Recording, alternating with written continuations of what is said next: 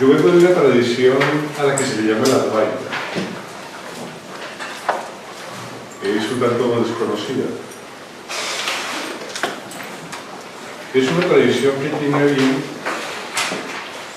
profundizar en el tema de la conciencia, que es un sistema altamente metafísico. Los sistemas metafísicos tienen como esencia el descubrimiento de ciertos procesos, ciertos problemas, como es, por ejemplo, ¿qué es la realidad? Les decía que yo provengo de una tradición que le llamaríamos el Advaita. Advaita es una palabra sánscrita que simboliza no dualidad. Tiene que ver con una manera de interpretar la realidad, el fin último de la existencia. Todas las tradiciones altamente metafísicas tienen ese objetivo, al igual que por ejemplo en la filosofía occidental la metafísica misma intenta escudriñar la naturaleza de lo que es el ser. Y muchas de las ideas que vamos a abordar ahora tienen que ver con ello, justamente. El Advaita, por ejemplo, a diferencia de la psicología o a diferencia de la filosofía, profundiza muchísimo sobre el tema de la conciencia y sobre el tema de la atención. La atención, como muchos de ustedes conocen, es un tema bastante tabú, es un tema muy complejo. El concepto de la conciencia es algo que no se deja apresar fácilmente. Es muy poco lo que hemos desarrollado a nivel de conceptualización respecto a la atención y a la conciencia. Sabemos cosas simples y elementales, por ejemplo, como que conciencia es fuente de conocimiento, conciencia es fuente de saber, que la atención es el aspecto dinámico de la conciencia, pero no profundizamos allende estas definiciones básicas en algo mucho más profundo. Esta disciplina, esta tradición que es el Advaita, lleva miles de años intentando escudriñar a la conciencia y para eso ha estudiado a profundidad la mente bajo paradigmas a veces un tanto diferentes. Uno de los problemas que hay con las tradiciones metafísicas es cómo bajarlas a tierra. Ese es el gran problema que hay básicamente, porque su lenguaje, su estructura, su manera de ser, su parafraseo es o muy abstracto o poco práctico. Últimamente, hace 20 o 30 años, yo creo que la psicología ha dado una especie de impulso muy profundo, muy grande. Ha intentado enganchar en el tratamiento comportamental del ser humano, intentando descubrir su naturaleza esencial, y ha traído parte de algunos de los conceptos de la tradición budista, de la tradición taoísta y de la tradición hindú. Los ha intentado enmarcar en un estadio o en una especie de los ha tratado de enmarcar en una especie de aparte comportamental. Estamos en un proceso recién de intentar darle cuerpo a una serie de ideas profundamente abstractas desde un plano práctico, comportamental, que sirva para la psicología, que sirva un poco para la filosofía, y eso hace que lo que estemos haciendo ahora durante estos años, que se viene dando desde hace unos 10, 20, como les decía, sea profundamente interesante, porque es totalmente novedoso. Las grandes tradiciones metafísicas no están hechas para el que va por la calle, no está hecho para eso. Está hecho para quien de alguna manera quiere solucionar un tipo de problemática que no es el frecuente en la persona que va por la calle. Es el problema de qué es el ser, qué es lo real, qué es lo permanente, qué es lo estable. Esas no son las preguntas comunes nuestras cuando vamos por la calle, ni de la mayoría de las personas. Pero esas pautas que se establecen para darle respuestas a inquietudes las tienen algunas disciplinas, algunas estructuras. Y hay la distancia que hay y que tratamos de colocar como puente ahora entre estos pensamientos y el pensamiento occidental, especialmente en este campo que es la psicología.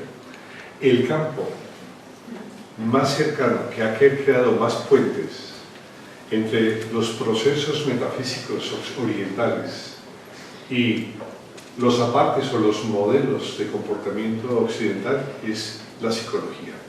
A la psicología justamente se le debe eso en todos sus diversos campos que se han analizado. En mi caso, por ejemplo, aparte de la psicología, he tratado de exponer parte de la conceptualización de la Advaita en otras islas del conocimiento. Por el carácter de ingeniero, por los estudios que tengo, me ha sido más fácil en muchas ocasiones hablar, por ejemplo, de física cuántica. Hay parangones entre la física cuántica y la teoría de la no dualidad y el concepto de la realidad no dual. He intentado colocar parangones, por ejemplo, entre los conceptos de belleza y estética metafísica y también el concepto de la Advaita y de la no dualidad. He intentado inmiscuirme en los conceptos de filosofía, meterme en la epistemología y la metafísica occidental y tratar de interpretar el proceso del conocimiento a través de modelos orientales y de la Advaita. He intentado por varios medios, inclusive, por ejemplo, ahora la educación misma, y es qué elementos de la Advaita son válidos para poder sumarnos al concepto de lo que es la educación, ¿no? Y que sirvan como base la preparación de un niño para su posterior modo de vida. Esto está por escribirse, está por hacerse. Muchas veces estas charlas son simplemente fuente de ideas que pueden emerger en algún momento y que el día de mañana sirvan cuando sean escritas para crear una especie de corporeidad suficiente para que haya un modelo coherente respecto a estos temas que les estoy diciendo. Ahora, el tema que nos refiere un poco es desde el punto de vista psicológico. Vamos a traer el Advaita desde la perspectiva psicológica y tratar de entender puentes para que ustedes, como terapeutas, como personas interesadas en el comportamiento, puedan allegar de este tema.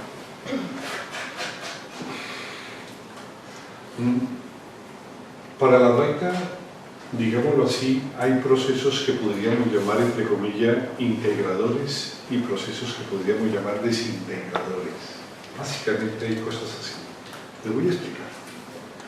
Los procesos desintegradores son aquellos que tienden a generar partes, fracciones, que tienden a romper la unidad, a fraccionarla constantemente, a desbarrancarla, a desbaratarla. Estos procesos no creativos, destructores, conflictivos, tienden a ser aquellos que impulsan a que psicológicamente puedan producirse estados caóticos mentales. Nosotros planteamos que existen formas en la propia percepción que tienden a generar sentido de fragmentación. Hay procesos en la cognición misma, en el comportamiento mismo, que siempre tienden a generar sentido de fragmentación, mientras que hay otros procesos en la cognición que tienden a generar sentido de integración. Hay como dos fuerzas diferentes, no opuestas, pero sí bajo diferentes tópicos se manejan ellas. Los procesos de integración son básicamente la comprensión y el amor. Son los dos elementos más grandes, más profundos de integración que existen en la mente humana. Ustedes tienen que entender que estamos hablando de Advaita y por lo tanto estamos hablando de atención y estamos hablando de conciencia. El tema que nos trae siempre es la naturaleza de la atención, el tema es la naturaleza de la conciencia. Hay temas respecto a la atención y a la conciencia que en Occidente no se tratan.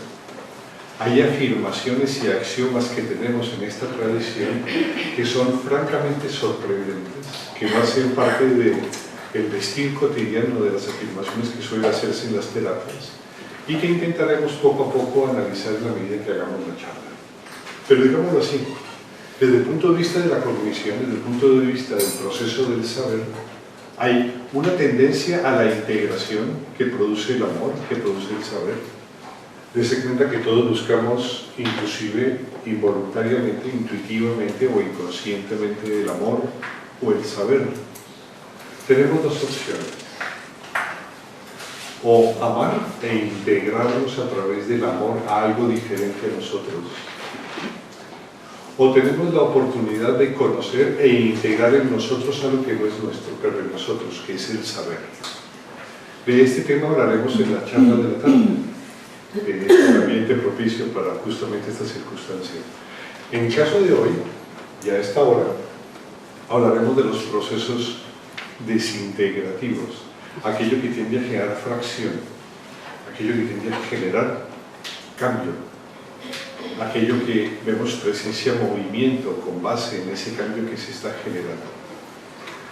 Desde el punto de vista científico, ustedes conocen que la cultura occidental es un poco herencia de los pensamientos aristotélicos. Los pensamientos aristotélicos intentan fraccionar la parte para encontrar el ladrillo fundamental de las cosas. Lo que hemos buscado nosotros es, desde los objetos como las estrellas hasta los quarks, intentar romper todas las cosas para estudiarlas en minucia y detallar su naturaleza. Eso es lo que se llama el método aristotélico. El método aristotélico es el método científico, el método que implica fraccionamiento, que implica deshacer el todo para encontrar una parte y a través de esa parte encontrar la complejidad que la constituye.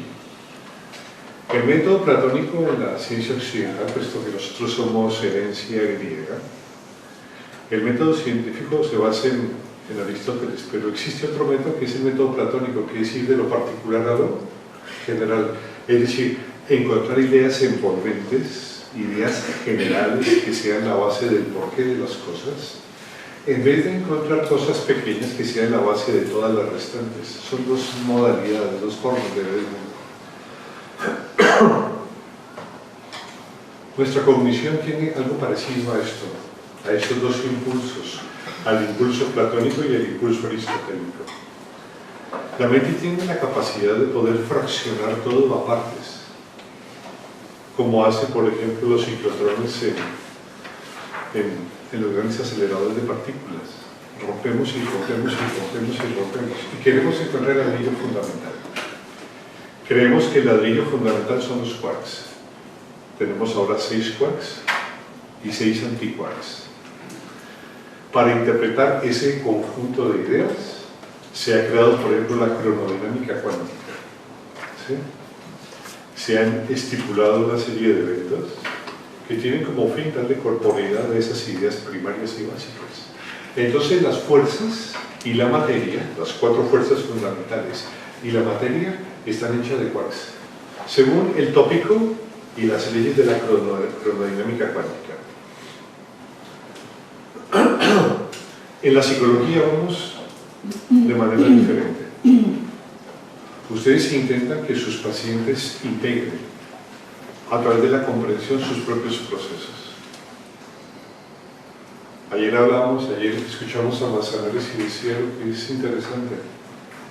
Nosotros ya no vamos por el diagnóstico y la patología, vamos a saber qué es lo que se sana en la persona y cómo se sana eso en la persona.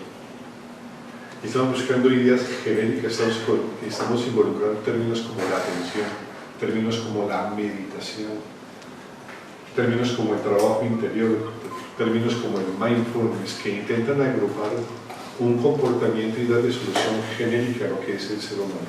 Tenemos 2 vías. La psicología no usa la fragmentación de la estructura mental, no usa la fragmentación del comportamiento, porque lo que interesa es un personaje agregado, no un personaje desagregado.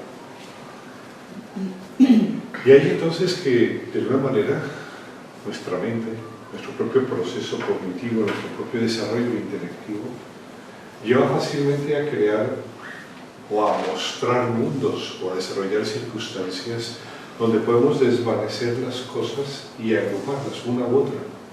Dense cuenta que ustedes no escuchan las vocales y las consonantes, escuchan las ideas. Es decir, escuchan el aspecto agregativo de la voz. No solamente pueden escuchar las ideas, sino pueden entender el concepto global, porque tienen una actitud altamente agregativa. El lenguaje tiene esa función, la mente tiene esa condición. A eso le llamamos mecanismo sintético. El mecanismo sintético es básicamente ese mecanismo altamente agregativo que hay en el proceso cognitivo.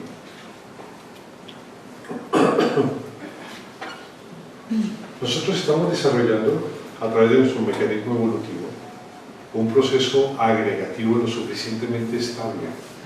Y a esa unidad estable le llamamos unidad psicológica. Lo que estamos creando básicamente es una unidad cognitiva estable a través de mecanismos agregativos y a través de mecanismos de completud, de unidad.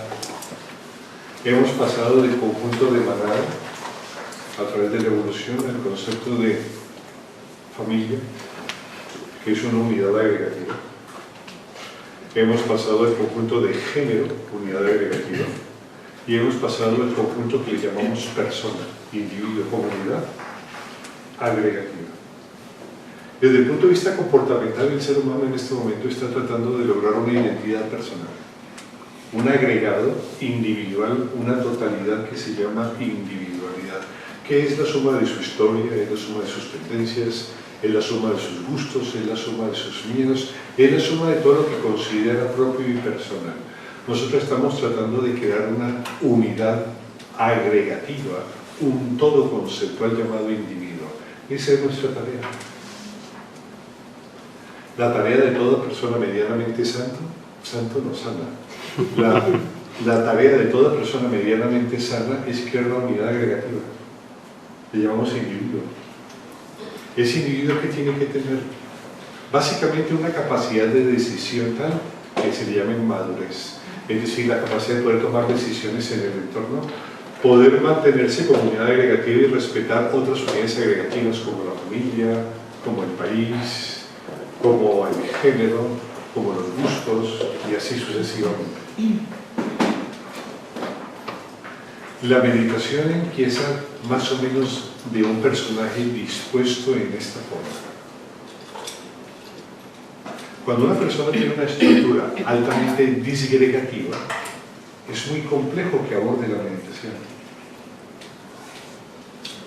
Es decir, hay que tener un yo para deshacerlo.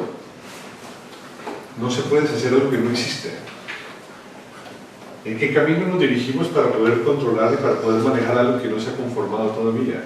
Si el yo es como una gelatina amorfa, sin límites claros e incoherente, ¿hacia dónde vamos para transformarlo o simplemente para anularlo o para superarlo, para transformarlo? Lo que decía Manzanares ayer, en parte tiene razón y es cierto. El universo de la práctica meditativa empieza cuando surge una unidad agregativa relativamente estable, madura, firme. Una persona que es capaz de tomar decisiones, una persona que es capaz de autogestionar su propia naturaleza personal. De ahí para atrás, la práctica meditativa es muy compleja, porque la práctica meditativa se convierte entonces en una especie de parapeto a través del cual es muy fácil esconderse. Ustedes se dieron cuenta cómo en las tradiciones occidentales y básicamente la clerical muchas veces se convertía el ir y el hacer parte de una tradición eclesiástica en una salida que permitía tener comida y tener techo. En una salida que permitía poder, por ejemplo, evitar el pecado y buscar el cielo. Es decir, era una decisión que se tomaba no por conciencia propia, sino era algo que nos llevaba a la propia historia, la propia civilización, porque estando en ella no teníamos otra salida, no podíamos pensar más allá de lo que nos permitían, nos solicitaban que hiciéramos. Así, desde esta perspectiva, una unidad integradora, una unidad integrada egoica, es una persona que puede más o menos autogestionar su propia realidad.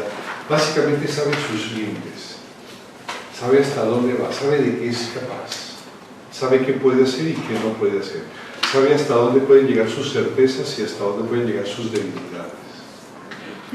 Y aprende, si no por lo menos, a aceptarlas, a convivir con ellas. Nosotros, la mayoría, hemos aprendido a convivir con nuestros propios limitantes. Hemos aprendido, bien o mal, a no ensuciar a los demás con nuestras propias preocupaciones o dificultades. Eso nos permite gestionar la problemática personal y aprovechar esta para aprender. Porque gracias a la conciencia tenemos esa capacidad de aprendizaje fundamental que es esencial en nuestro propio desarrollo personal. Aprendemos de nuestros problemas, de nuestras dificultades y nos agregamos lo suficiente para poder encontrar una estabilidad personal, una unidad psicológica. ¿Qué es lo que los pacientes tienen? Una falta de gestión de su propia personalidad, una falta de gestión de sus propios problemas, de sus propias dificultades. No encuentran manera para integrarlos en la vida, para integrarlos en el afecto, para integrarlos en la comunicación, en la familia, en el trabajo, y de esa manera esa actitud disgregativa se hace compleja. La terapia está hecha para cuando la unidad disgregativa es demasiado desestabilizante y se plantean pautas, se plantean puentes, se plantean ayudas para recoger psicológicamente a la persona y darle una integración psicológica lo suficientemente firme y estable para que pueda autogestionar y aparecer dentro de una media psicológica. Nosotros jugamos en el rango de las probabilidades.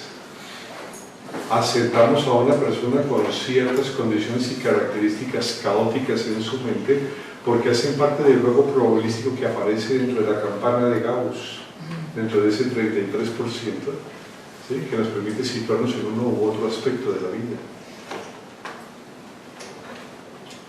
Desde esta perspectiva, la práctica meditativa poco puede hacer, muy poco. Poco puede hacer. Sí, ustedes pueden usar la respiración que se practica en la práctica meditativa.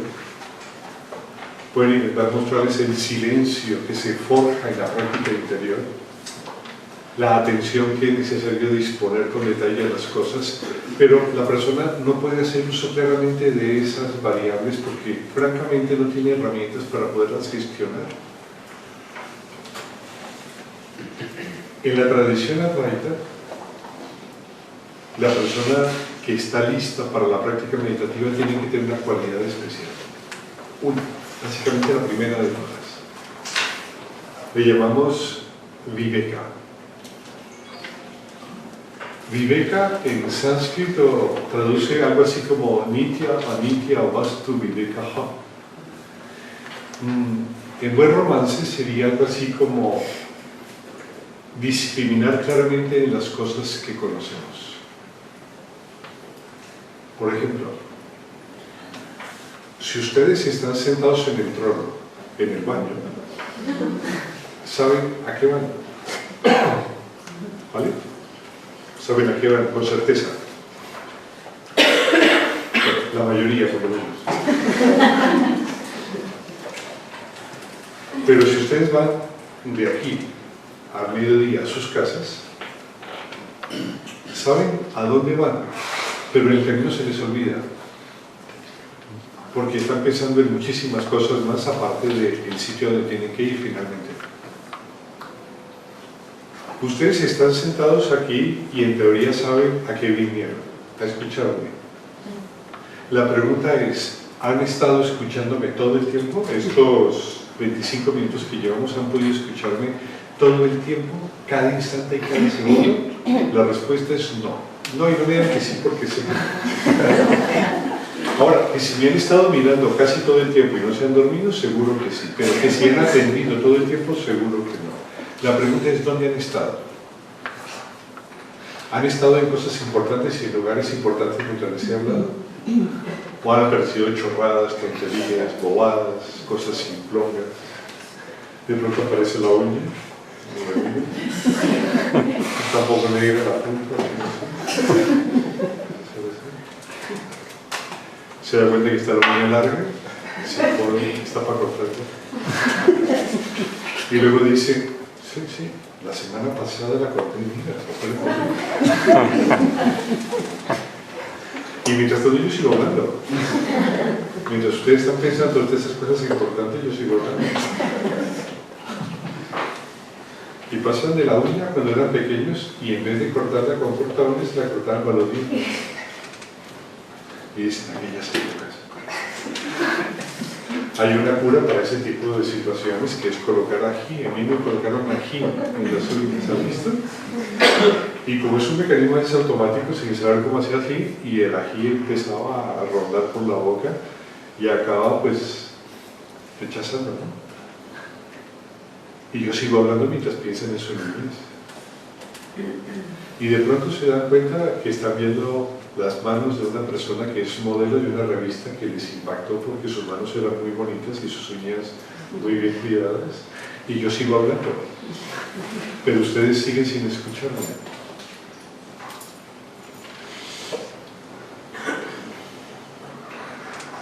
Hay una facultad cognitiva que en Occidente no la planteamos, no se plantea, no está firmemente establecida, ni en los preceptos psicológicos ni en los preceptos filosóficos, no está establecido. Le llamamos viveka. Es algo así como posar la atención donde ella debe ser posada.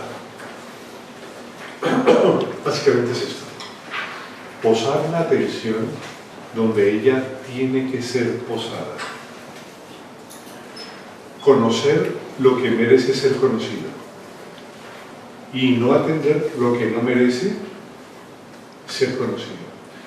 Esta facultad es la primera, es el eslabón inicial en la cadena de la búsqueda personal que se establece en el Advaita. Nosotros buscamos personas que sepan estar atentos a lo que merezca estar atentos, es decir, hay muy pocos. Por eso seguimos buscando y no encontramos, pero bueno, se hace lo que se puede. Cuando esta facultad de viveka no se ha establecido todavía, no veremos ahora cómo se establece porque es el objeto de esta charla, es el objeto de la capacidad integradora, lo veremos en las horas de la tarde.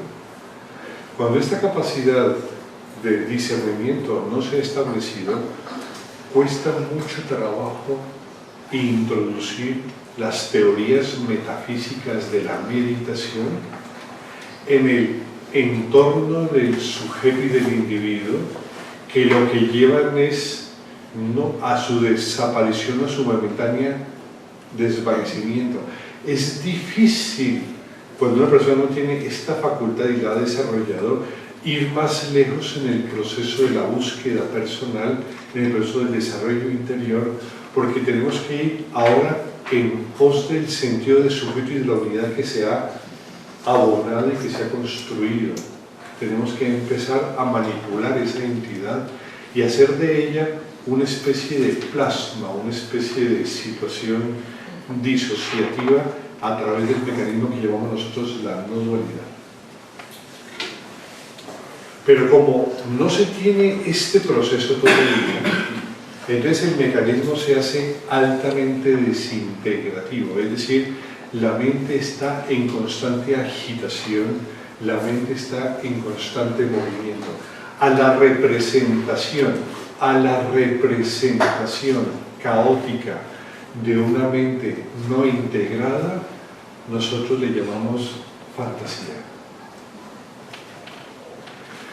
Fantasía es un proceso mental no volitivo, ¿entienden no volitivo? No propuesto por el ser humano, no propuesto por su interés. Por ejemplo, cuando empiezan a pensar en la uña, y aparecen mordiéndose la uña, y aparecen con la revista Vogue en la mano, mirando las uñas. Hay procesos de concatenación y de relación que no son volitivos, son automáticos, son involuntarios o inconscientes. ¿Estamos de acuerdo? Hay procesos cognitivos de relacionamiento, todos los procesos cognitivos sintéticos son de relacionamiento, todos los procesos de relacionamiento no son voluntarios. Yo les puedo decir a ustedes, piensen en una luna de color verde, y ustedes la traen. ¿Es un proceso voluntario o no? Sí, claro. Pero otra cosa es que yo esté hablando y que ustedes vean la luna verde y no sepan quién la metió ahí. Cuando una persona está desestructurada, la facultad cognitiva de la fantasía es muy fuerte. Entonces, no hay un proceso de integración o de relación volitivo, es mucho por lo involuntario o mucho por lo inconsciente, y aparte de no ser un proceso volitivo, es un proceso no creativo. ¿Por qué es no creativo? Porque se basa exclusivamente y específicamente en la historia. Con ello no podemos intuir, no podemos estructurar ideas profundas, porque solamente podemos asociarnos a los mecanismos previos históricos que son la fuente de nuestra propia memoria. Un indicador del caos mental, un indicador de la falta de integración mental es la fantasía. Esta fantasía. La fantasía, ustedes desde el punto de vista psicológico la pueden subdividir en muchos elementos. En problemas de decisión de la personalidad, en problemas de todo tipo que ustedes quieran, pero que lleves a una cosa que no son procesos ni creativos ni son procesos creativos. Las personas se ven sumergidas en una forma de interpretar el mundo y no pueden gestionarlo porque no tienen control de sus propios procesos personales. En una persona normal, en el que tiene una integración relativamente sana, la fantasía opera más o menos en un 74% de sus procesos cognitivos. Eso es una persona sana. ¿Sí? Sana y despierta. Porque dormida se está, voy a saber dónde. En la fase vigílica, una persona relativamente sana opera con una relación cognitiva fantasiosa más o menos del 74%. Las sanas. Es decir, dormimos a la noche y nos despertamos fantaseando. ¿Cuántas veces ustedes son capaces de mantener trenes de pensamientos voluntarios, encadenamientos de pensamiento que le lleven a ideas coherentes? Si yo les pido a ustedes que multipliquen 15 por 8, empiecen 5, 8 por 10, 80, 8, ¿por qué era 15? ¿No? 8 por 5, 40, más 100, pues no, más 80, 120, 120. Vale, fácil, ¿no? Pero ¿y si es 23 por 62? Joder, 23 por 60, ¿qué? 63 o 69. ¿Se dan cuenta que el tren de pensamientos no es coherente? ¿Entienden lo que les digo? Esto es lo que genera una actitud desintegrativa a nivel psicológico. Esto, la falta de continuidad en los procesos atensitivos. Esa es, desde el punto de vista de la Advaita, la causa de la enfermedad esencial psicológica. La causa de la enfermedad esencial psicológica es la imposibilidad de sostener trenes de atención completamente presenciales. Intentamos construir eslabones de ideas y estos eslabones de ideas constantemente se cortan, se rompen. Y al final lo que podemos anudar es tan pequeño que no alcanzamos muchas veces ni siquiera a darle la vuelta o a verlo. Estos trenes de pensamientos que no permiten la construcción de ideas coherentes son lo que forjan en el ser humano y lo que propician una actitud absolutamente incoherente y desintegradora. Por eso la Advaita lo que plantea dentro de los mecanismos que maneja es la necesidad imperiosa del manejo coherente de la atención, pero no solamente de la atención sobre cualquier evento, sino de la atención continua sobre los eventos que hay en el ser humano.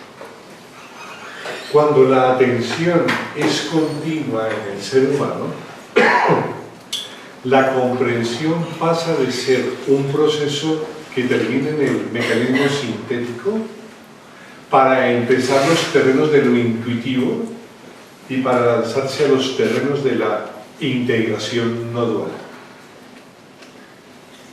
Cuando la atención es capaz de sostenerse, los mecanismos cognitivos empiezan a transformarse, empieza una reestructuración de la propia cognición. Una reestructuración que se refleja, por ejemplo, en el hecho de ustedes, en la momentánea disolución del sujeto. Ustedes, si están completamente atentos a lo que estoy diciéndoles, momentáneamente desaparecen. ¿Estamos o no de acuerdo? Si ustedes están realmente atentos, si logro mi cometido, a mí no me interesa que me entiendan, basta que me atiendan, suficiente. Pero si ustedes me atienden lo suficiente, se van a dar cuenta que por momentos desaparecen. Por momentos ustedes no saben si están sentados o si están escuchándome, porque no pueden referenciar el propio proceso de la charla a un lugar, ni a una localización de nadie ni de nada. Simplemente quedan expectantes en un instante que se llama el presente. ¿Lo han notado? Esto es lo que pasa y este es el inicio de los procesos integrativos que hay en el ser humano. Cuando la atención es capaz de ponerse o situarse de manera firme y crear trenes de pensamientos lo suficientemente estables. Esa es la base de la mayéutica socrática. La mayéutica socrática tiene como base la continuidad de un análisis para notar que en el camino de esa continuidad empiezan a emerger las respuestas que se plantean como base de ese propio mecanismo. Ustedes tal vez alguna vez escucharon a Krishnamurti. Krishnamurti tenía esa facultad. Tenía la facultad de mantener un tren de pensamientos en sus conferencias. Entonces, en el momento dado, le empezaron a bombardear las certezas intuitivas que llevan la conversación a temas y a preguntas absolutamente especiales, sorprendentes. Y a veces ante la pregunta de un tercero, Krishnamurti tenía un giro conceptual tan interesante y tan inteligente que era profundamente interesante de percibirlo, ¿no? Era sorprendente, asombraba, atrapaba a ese personaje. El proceso desintegrador en la mente surge de la imposibilidad de sostener la atención en el continuo de lo que está aconteciendo. Por esa razón, la enfermedad nace a través del indicador de lo que ahora llamamos fantasía. No es exactamente fantasía el término, pero es lo más cercano que encuentro en el panorama psicológico para establecer ese mecanismo, ese identificador que realmente crea caos y crea molestia en el ser humano. La fantasía es síntoma desintegrativo ¿de qué? De inquietud, de movimiento mental incontrolado. Nosotros estamos conformados por historia. Nuestra mente es historia en movimiento, nuestra mente es memoria en movimiento. Nosotros lo que hacemos es procesar constantemente información.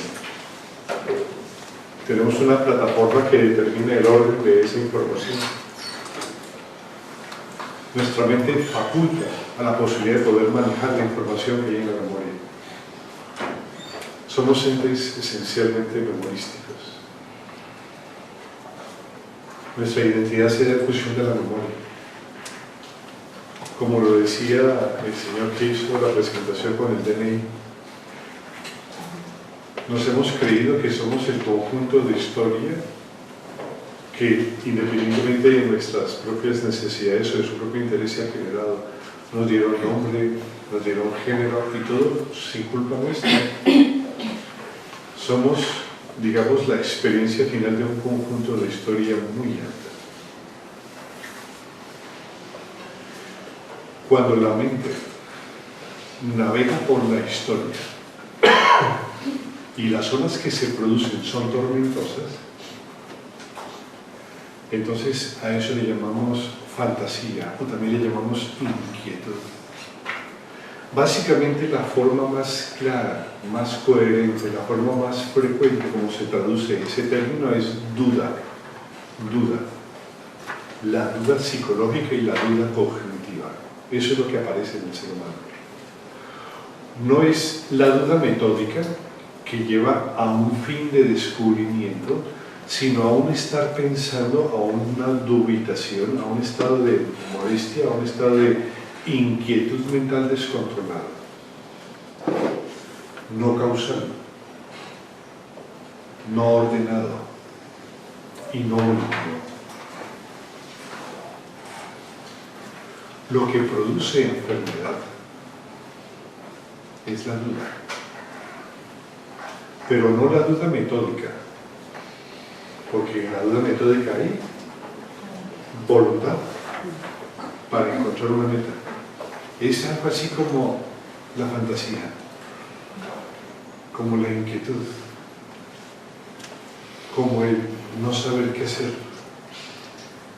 Y esto empieza a producir temor, empieza a producir ira, empieza a producir por repetición todo tipo de condicionamientos y de hábitos que finalmente convierten a la persona en una individualidad sin centro y completamente desintegrada. Porque inclusive le cedemos terrenos a partes de la memoria involuntarios y a partes de la memoria inconscientes, y convertimos a nuestras respuestas cotidianas en algo que no tiene sentido, en algo que no tiene horizonte, que no tiene norte. ¿Qué es lo que busca la meditación? Evitar justamente esa excesiva actividad mental. ¿Cómo? A través de formular el discernimiento. Situar la atención donde debe y corresponde. Situarse. Una facultad muy compleja de enseñar y una facultad muy compleja de aprender. Se requiere de mucho tiempo para esto, de mucha destreza. Pero como todo es un juego que se puede aprender sin ningún problema.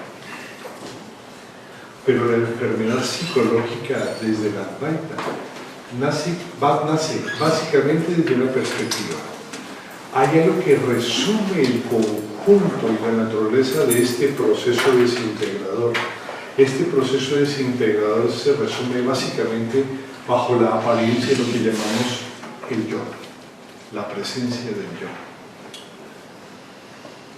Por eso ustedes en muchas ocasiones verán que algunas de las tradiciones metafísicas más serias que existen siempre van en lanza y rastre contra el pobre yo. Si ustedes ven el tibetanismo y, por ejemplo, ojean La Voz del Silencio, en los primeros apartes del libro dice: mate el discípulo al destructor. Y uno dice: joder, ahora que hay que matar. Dice: mate a su mente, mate a su yo. Y uno dice: joder.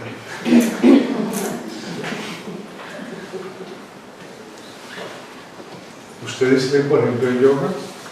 La primera parte del Patanjali, de los sutras yogas de Patanjali, unos aforismos muy famosos que implican cierta ordenación psicológica, la primera que se hizo en Oriente. Y el segundo aforismo dice: yogas chitta vritti nirodha. Yoga es la cesación, la terminación, la finalización. Yoga es la cesación de las fluctuaciones de la mente. Entonces uno dice: lo que hay que hacer es dejar el electrocefalograma plano. No pensar. Es decir, las múltiples interpretaciones erróneas que tenemos acerca del concepto llamado yo hace que en muchas ocasiones el yo haya sido visto como un contrincante de la búsqueda personal y de la transformación interior. Porque la interpretación que muchos han tenido acerca de esto pues ha sido profundamente errónea y visto más desde un punto de vista de secesión que de uno absolutamente integrativo. El yo es el reflejo, es lo que viste a una realidad que desde el punto de vista esencial consideramos altamente patológica. ¿Ustedes han visto lo que representa tener un Rolex? ¿Qué representa tener un Rolex? Nos dicen, pues es un reloj. Sí, sí, pero es más que un reloj. Representa estatus, ¿estamos de acuerdo? Representa dinero, representa haber ganado, haber triunfado, representa que es medio carro. Y si uno ve por ahí un Jaguar o un BMW, dice o un Rolls Royce o un Maserati o un Ferrari, eso representa, no, yo tengo un coche, ¿cuál? Un Ferrari. No me da para hacer mercado porque no tiene baúl, pero bueno. ¿Qué representa eso? Representa más cosas que un simple Ferrari, representa estatus, representa una manera de querer verse, de querer mostrarse, de querer creer que es. El yo es como un Ferrari, es como un Rolex, tiene algo más, no es solo yo. El yo es inicialmente voluntad. El yo es inicialmente voluntad. Nosotros en el Advaita solemos reemplazar muchas veces el concepto de yo por voluntad. ¿Por qué? Porque siempre donde hay un proceso volitivo, un proceso que implique una meta, voluntad es eso, es la consecución de una meta, es el impulso que lleva a la consecución de una meta. Hemos visto que la consecución de las metas que establecemos implica un esfuerzo y una disciplina para poder lograrla.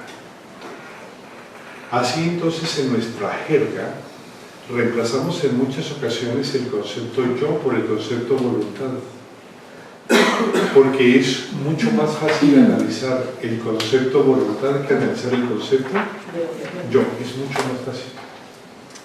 Es mucho más fácil analizar el concepto voluntad que el concepto individualidad, es mucho más fácil.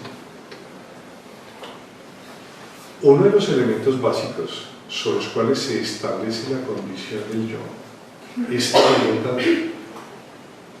Otro elemento que reemplaza muy fácilmente el concepto yo es la impermanencia. Los budistas son en esto muy críticos. Un elemento que es capaz de reemplazar el sentido de yo es la impermanencia. Donde ustedes vean impermanencia pueden colocar yo y ajusta como anillo al dedo. Donde puedan ustedes ajustar al yo, ajusten ustedes, coloquen ustedes voluntad y pueden reemplazar la totalidad del texto y se hace mucho más entendible.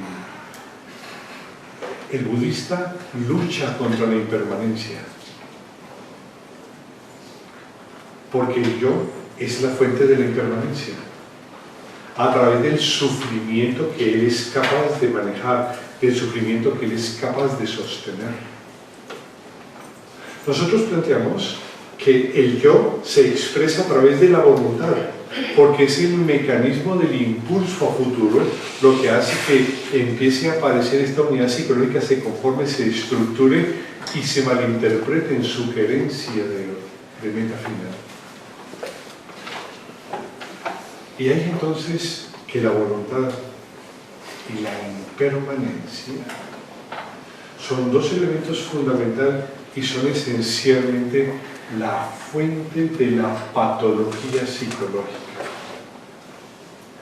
Habrá siempre patología psicológica de un tipo o de otro mientras haya yo. Es decir, hay patología psicológica de cualquier tipo, hasta de una persona virtuosa. Una persona virtuosa tiene patología psicológica, se puede llamar narcisismo. Implica necesariamente la creencia de que eres bueno. la creencia de que Él es correcto. Y ahí que los procesos éticos y los valores éticos son relativamente complejos y muy peligrosos. Pero todo ser humano que esté inmerso en el sentido de la impermanencia, todo ser humano que esté inmerso en la apreciación cognitiva positiva, necesariamente posee una patología y está enfermo. Está enfermo. Está enfermo de yo. Está enfermo de la inquietud que lleva a la inestabilidad que produce la impermanencia. O está enfermo de las ganas de hacer a través de las metas que se propone y de los objetivos que necesita para sentirse él. ¿Qué es lo que hace la meditación? Pues el carácter budista, a través de la compasión, intenta socavar el problema de la impermanencia. Nosotros, a través del discernimiento, intentamos socavar el problema de la voluntad. ¿Cómo? Haciendo que la atención sea un proceso continuo en un ambiente que denominamos el presente. Eso reestructura la mente, hace que se pueda aprender a gestionar de manera diferente nuestros propios procesos y da la apertura de formas de cognición no solamente sintéticas a través de mecanismos discursivos racionales, sino que da acceso a los procesos de comprensión profunda, intuición, videncia y más allá como la no dualidad. La meditación busca curar a las personas, pero no tanto del establecimiento de sus caracteres caóticos comportamentales, porque no está hecha para eso.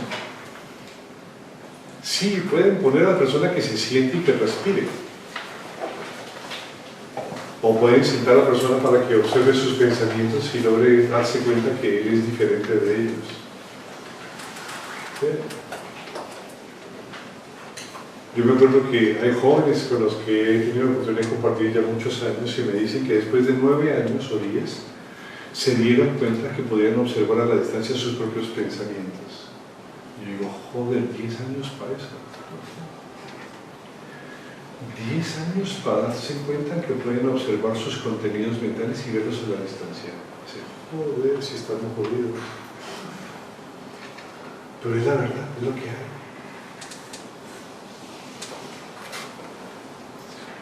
El yo, la necesidad de la subsistencia del yo, la necesidad de la permanencia del yo, es lo que produce la patología de la vida. Cuando le preguntaban al Buda de por qué, cuál era la causa del dolor inicial, porque él decía en su primera noble verdad que todo es dolor, todo produce dolor, todo produce sufrimiento, más que dolor, sufrimiento. Todo produce sufrimiento. Y le preguntan, ¿cuál es la causa del sufrimiento? Y el Buda decía, Tanda. Tanda. T-H-T-A-H-M-A. Tanda. Dice, la causa del sufrimiento es la sed de vida individual. La sed de vida individual. Nosotros estamos en constante lucha por encontrar nuestra propia localización, nuestro propio entorno psicológico, nuestra propia unidad. Nos parecemos a cuando estamos saliendo de un gran cine o de un partido de fútbol y empezamos a poner los codos un poco más a los lados para que podamos mantener nuestro espacio. Y si vamos con una persona pequeña, entonces los codos ya van a la altura de la nuca o a la garganta de las personas para que no se acerquen. Nuestra sed de lucha nos hace estar profundamente institucionalizados en el instinto de sobrevivir. El yo es también una expresión, el yo también es una expresión inconsciente de la propia necesidad de la subsistencia. Tenemos subsistencia de raza, subsistencia de género, subsistencia de cultura, tenemos subsistencia de partidos políticos, tenemos subsistencia de todo el seguro de unidad que hemos establecido como imperante, como importante. Pero ante todo, queremos subsistir como personas. Nuestro ciclo evolutivo está impulsado a que subsistamos como personas. Pero dentro de este ciclo evolutivo empezamos a encontrar, empezamos a darnos cuenta que más allá de la persona, que más allá del individuo, que más allá del personaje hay algo más. La psicología ya empieza a darse cuenta. Hace 100 años tocó reformular la física cuántica reformuló la física newtoniana. Ahora se habla de física clásica y de física cuántica. Yo estoy convencido de que en 20 años se va a reformular la psicología y vamos para allá necesariamente. Habrá una psicología que implique no la estructuración del yo, sino la trascendencia del yo. Habrá una psicología que ayudará al individuo a crear una estructura esencial, pero habrá una estructura también interior que permitirá trascender esa estructura exterior que se ha logrado fomentar y se ha logrado instaurar. Y eso aparecerá antes de 20, 30 años con absoluta, total y completamente seguridad. Porque para allá llevamos las investigaciones. Nos estamos dando cuenta que el ser humano, más de un personaje, es un elemento conceptual. Tenemos que luchar contra las raíces que impiden que este movimiento se dé. Y esto es lo que en parte hacen muchas escuelas psicológicas. Pero cada vez aparecen más escuelas, más paradigmas que muestran que hay algo más que el propio personaje. En 20 años seguramente la meditación será un elemento integrador. No como la gente habla de meditación, que dice cualquier cosa lo que es meditación, del elemento integrador como la ausencia cognitiva de la fantasía. ¿Qué harían ustedes si no fantasean? ¿Qué harían con todo ese tiempo que usan para fantasear? A ver, ¿qué harían ustedes si a esta hora volar menos? ¿Qué pasaría si en este tiempo que ha pasado ustedes hubiesen estado completamente atentos? Completamente atentos. ¿Qué hubiera pasado? ¿Qué pasaría si en el resto del día ustedes estuvieran completamente atentos a lo que está aconteciendo, a lo que ocurre? ¿Qué pasa si no desperdigaran su atención en cosas absurdas y tantas? ¿Qué pasa si estuvieran estructurados en lo que merece ser pensado y en lo que merece ser comprendido? ¿Qué serían ustedes? ¿Cuántos miedos y fobias rodarían rápidamente en sus mentes? Si aprendieran simplemente la simpleza, estar atento a cuando comen o cuando escuchan, o cuando respiran o cuando se sientan, o cuando escuchan a un tercero hablar.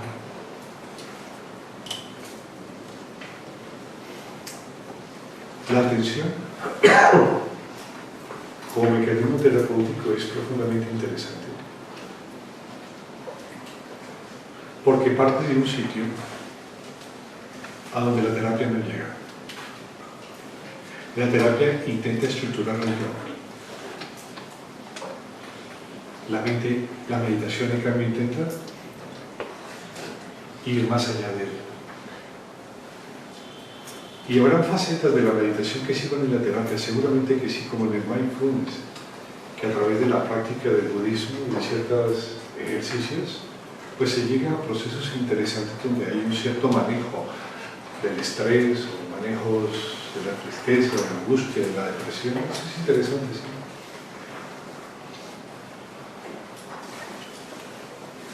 Pero si ustedes quieren curarse psicológicamente, no fantaseen, no se lo permitan. Aprendan a estar atentos a lo que corresponde estar atentos. Que en mucha ocasión puede ser la simpleza de hacer un caldo o de barrer un piso. o de estar sentado en el trono, en el baño, haciendo lo que tienen que hacer. Entonces dejan el móvil, la tablet, el computador de lado y se van al trono a hacer lo que tienen que hacer. Solo eso. Es ver televisión cuando deban verla. Es sentir pasión cuando deban sentirla. Es entregarle el abismo del sentimiento y de la locura cuando deban hacerlo. Y es recogerse en la caricia cuando también necesiten realizarlo. Es aprender a ver por los ojos de los demás y por los propios, cuando corresponde hacerlo. Es sentir el viento cuando se lo necesita, o simplemente es alimentarse mientras hay hambre. Si pudiésemos de alguna manera encontrar esta forma clara de funcionamiento, la meditación se convertiría en algo que simplemente es el atender las cosas mismas que la vida posee, que la vida trae. Si usted va por la autopista, yo estoy seguro que el que conduce no cierra los ojos. Estoy convencido de que no los cierra. Los demás sí, pero los otros no. Por más muchas veces que ha ido por la autopista, quien conduce siempre va con los ojos abiertos. Y está siempre descubriendo nuevos paisajes a través de las curvas que toma mientras rueda su coche. Tenemos que ver el mundo como conduciendo un coche, ver los nuevos abismos que se van apareciendo momento tras momento, instante tras instante, y vivirlos con la intensidad que solamente ese momento es capaz de solicitar. Eso es el Advaita. Eso es lo que la meditación en el Advaita puede ayudar a las personas. En ese mecanismo de atención constante sobre los procesos cognitivos que se están dando en el presente, esa continuidad produce a nivel fisiológico el desarrollo y el fortalecimiento del sistema nervioso. Todo proceso de continuidad cognitiva presencial tiene como razón de ser y como resultado una aproximación al afianzamiento del sistema nervioso en sus diferentes y en sus variables opciones. Por esa razón, cierto tipo de prácticas meditativas llevan a un control de procesos cognitivos coherentes. El sistema nervioso integra los demás sistemas, tiene a su bien el manejo de la propia cognición, parapeta el sentido de la conciencia y permite entonces que gracias a las comprensiones que tengamos podamos vivir mejor y tengamos mayor calidad de vida.